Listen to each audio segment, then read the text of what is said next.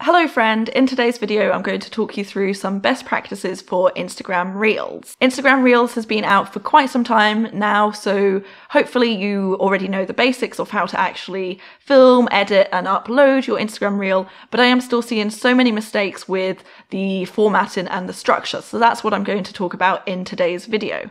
Let's talk about it.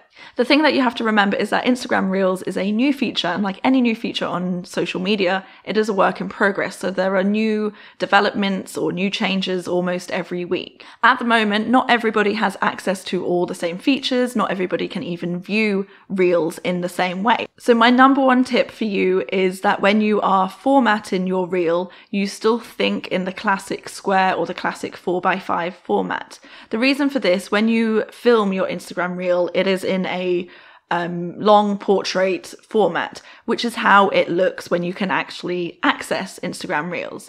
But when it is on the feed, when it is on someone's home feed, or if somebody can't actually view Reels, if they don't yet have that feature in their country or on their device, it will look like a regular video in either the square or the 4x5 format. My friend Midge, who lives in Indonesia, kindly sent me this screen recording, and you can see that she doesn't even have the Instagram Reels tab.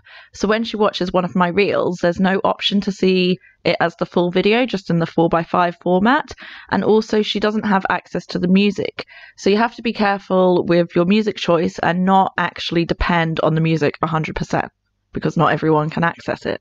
If you want to make sure that all your text is within the safe space, then you need to kind of visualize a 4x5 square or, well, rectangle on your screen, or you could use some kind of template and then actually make or memorize physical points on your screen, on your phone, where that safe space is. To double check that all the text is within the safe space within the 4x5, you could download the video.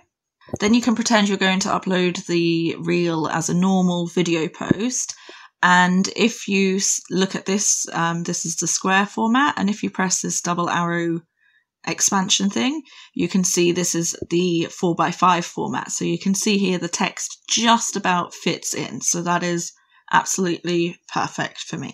My second tip is about the length or the duration that you keep the text on the screen. Sometimes I see Reels that have like text go into a quick beat, and that's all fine and well and it's very nicely styled and everything. But if I can't read that text, if I have to pause the video or watch it over and over again to actually read what you have written on the screen, it's just annoying. And although you might technically get more engagement or more views by having somebody watch it over and over again, overall it is just annoying and you're going to annoy your audience. So try and keep the text on the screen for long enough that an average person can read it. So those are my key tips for formatting your Instagram Reels. Just always try and think in the classic grid format and keep your text on the screen long enough that somebody can actually read it in like a human time.